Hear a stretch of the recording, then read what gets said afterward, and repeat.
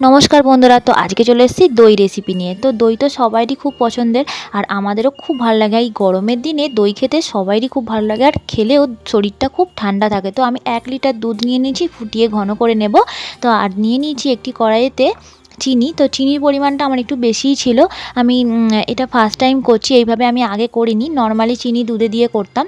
তো চিনিটা ক্যারামেল করে এটাকে ভালো করে মিশিয়ে নেব, আর একটি পাত্রে দুধ নিয়ে একটু আমুল পাউডার দুধ নিয়ে গুলে নিয়ে সেই দুধটা যে ফুটিয়ে রেখেছিলাম তার মধ্যে দিয়ে নেব। তো আমি কিছু দুধ হাফ করে নিলাম, আর যেটা ক্যারামেল করেছিলাম তার মধ্যে এটা মিশিয়ে দিলাম, যে দুধটা ছিল। তো দেখুন দুধের কালারটা খুব সুন্দর এসেছে। তো আমি আগে আঙুল দিয়ে দেখে নেব গরমটা কমেছে কিনা। হালকা গরম থাকবে, তার মধ্যেই দইটা, জল ঝরানো দই আমি আগেই রেখেছিলাম সাইড করে। তো তার মধ্যেই দইটা ভালো করে ফেটিয়ে নিয়ে দুধের মধ্যে দিয়ে দিতে হবে। তা ভালো করে এটাকে মিশিয়ে নিতে হবে। এটাই হচ্ছে মূল, এটা না দিলে কিন্তু দই হবে না। তারপর একটা মাটির পাত্রে এটাকে এর মধ্যে দিয়ে দিতে হবে।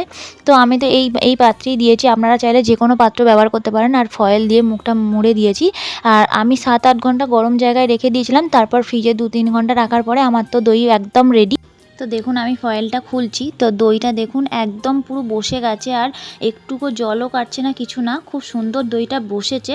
আর দেখুন দইটা আমি কেটে দেখাচ্ছি, আর খেতেও খুব ভালো হয়েছে। তো আজকের ভিডিও এইটুকুই, টাটা।